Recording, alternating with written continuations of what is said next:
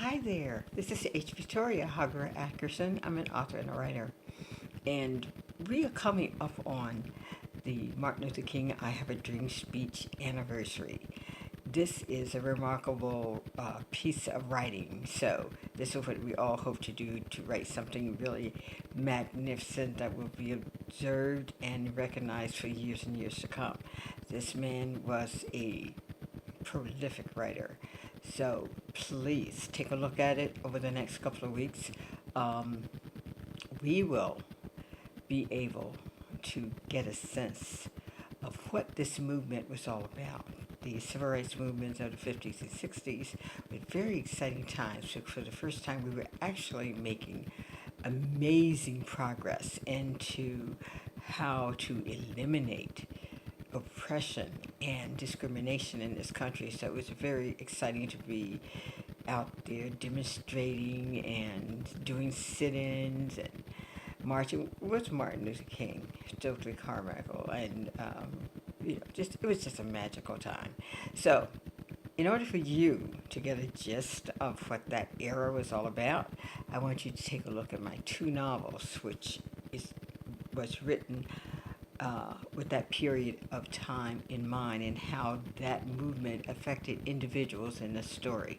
So, for you writers, you may want to think of that aspect of your writing, that you can incorporate just a sense of what that era or a time or a condition or whatever. You just want to be able to go back and tap into something that's really rich in our consciousness and bring that to light. The first book was Walking Among the Kudzu. This is a story about a young girl who is a black child, although she looks white. She has issues with that within her family, and she's treated differently.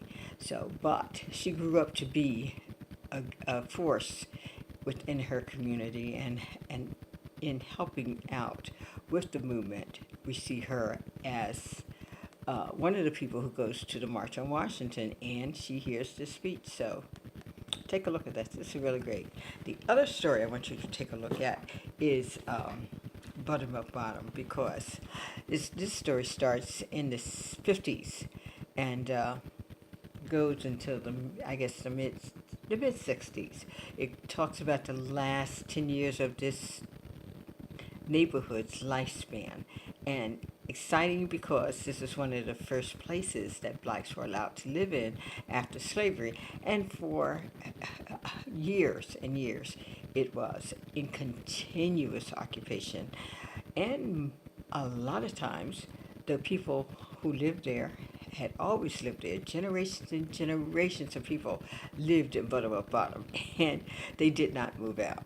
And if people moved into Buttermilk Bottom, which was very rare, because it was just something that people did not aspire to do unless you had a criminal background.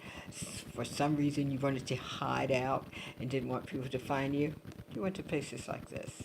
So take a look at this one, because we go into details about how people live under segregation, and it talks about the coping skills. It also marries this book, Walking Among the Kudzu, because the main characters in this story, which is a number writer and a voodoo priestess, came from this book. And my brother Larry Wright suggested that I write a book about those two characters, and after months and months of him worrying me to death about these two characters because he loved them so much, and he loved the colorful aspect of the story of Buttermilk Bottom in the Kudzu book, he kept telling me, you got to write this book. Well, it took a while, about 6 months before I decided to do as he asked, and we got this wonderful book. He loves it, I love it, and most people love it too. So take a look at this. I think you'll be fascinated by it, and fascinated about how people lived under that system of government, because most people say people in the South were lazy, and all the crazy propaganda that the white race put onto blacks, especially in the South. Their limited abilities, their inability to operate without supervision, all kinds of craziness. Well, read Bottom and you'll see how well and how fabulously these people could think and operate under that system. It wasn't easy, but they learned to do it, and they did it with style and a lot of grace and a lot of dignity, which I absolutely love. Love this place. So be sure to take a look at these two books, and also remember to get a copy of the I Have a Dream speech and read it out loud to your family, your friends. Have reading parties, if you will. But I think we need to celebrate these words because they are so dynamic and so important to our country. We have to have that same dream today. We have to have that for our children and our children's children. So have a great day, and do me a favor, like my channel, and also join my family here.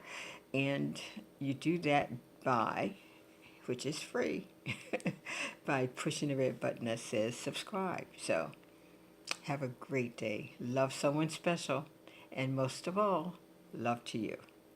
God bless.